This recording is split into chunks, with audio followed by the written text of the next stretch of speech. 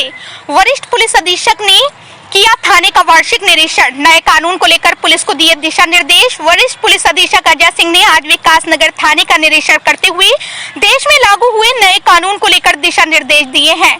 निरीक्षण के दौरान वरिष्ठ पुलिस अधीक्षक ने मालखाने, मैस थाने में खड़े वाहन पंजीकरण रजिस्टर के साथ साथ अन्य रजिस्टरों का भी निरीक्षण किया। इस दौरान वरिष्ठ पुलिस अधीक्षक ने पत्रकारों से वार्ता करते हुए कहा कि नए कानून को लेकर अब नए रजिस्टर मेंटेन किए जा रहे हैं। अलग से शिकायत लेकर आने वाले लोगों की शिकायत मिलने पर उनका शीघ्र समाधान किया जाता है।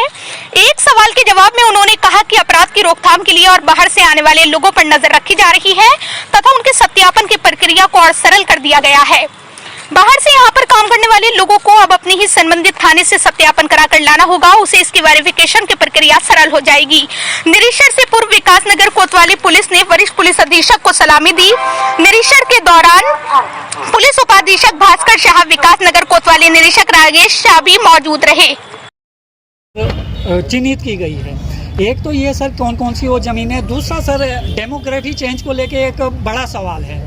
यहाँ से लगता हुआ सहारनपुर है, कल परसों भी एक 15,000 का इनामी बदमाश यहाँ से पकड़ा गया। जितने भी वहाँ अपराधी प्रवृत्ति के लोग हैं सब या तो सहारनपुर में आ रहे या सैंसपुर में या विकासनगर, उनको सबसे मुफीद ठिकाना लग रहा है। तो सर आपकी पुलिस सत्यापन भी कर रही है, लेकिन ऐसा कुछ नहीं दिख रहा है सर कि आखिर ये इतनी बड़ी तादाद आ कहाँ से रही है। देखिए, दो चीज़ें इसमें स्पष्ट करूँगा कि एक तो कोई भी सरकारी भूमि है, इस पर किसी तरह का अतिक्रमण हो, किसी विभाग की भूमि है तो उस विभाग की भी जिम्मेदारी होती है कि अगर उसकी भूमि पर कोई अतिक्रमण कर रहा है, बस्तियाँ बस रही हैं, तो उसको तत्काल पुलिस फोर्स ले उनको नोटिस दे और उसको हटा दिया जाए। पूर्व में भी कार्रवाई हुई, लेकिन अब मुझे लगता है कि जिस तरह की शिकायतें प्राप्त हो रही थी कि पुनः फिर से कुछ क्षेत्रों में, जैसे मैं देख रहा हूँ अभी लिस्ट हमने मंगाई है, सेला कोई में शिवनगर बस्ती, अकबरपुर कॉलोनी कोई है, और इस तरह सहसपुर में चोर बस्ती, सहसपुर, चोरखाला, लक्ष्मीपुर, शंकरपुर, इस तरह के इलाके में बताया गया कि जसोवाला काफ़ी इस तरह के अवैध सरकारी भूमि पर अतिक्रमण हुए हैं। विकासनगर की बात करें तो डाक पत्थर, पैराज से पुल नंबर 1 तक काफ़ी सारे लोग छुटपुट बसते जा रहे हैं। और जो मुझे लग रहा है कि पुलिस के लिए इसमें दिक्कत आती है कि सभी का सत्यापन करना और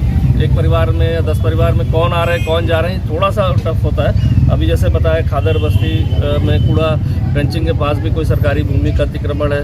कुछ धार्मिक अतिक्रमण की बात भी पता चली जहां पर पिछली बार नोटिस दिया गया था, लेकिन उस पर कार्रवाई नहीं हो पाई, इसीलिए राजस्व के लोग भी है और पुलिस टीम भी है। तो जो भी विभाग रहेगा आज उसका भौतिक निरीक्षण करके उसमें संबंधित विभाग को लिखेंगे कि कम से कम ऐसे अवैध अतिक्रमण वालों को हटाया जाए, चाहे धार्मिक हो चाहे इलीगल किसी भी सरकारी भूमि पर हो।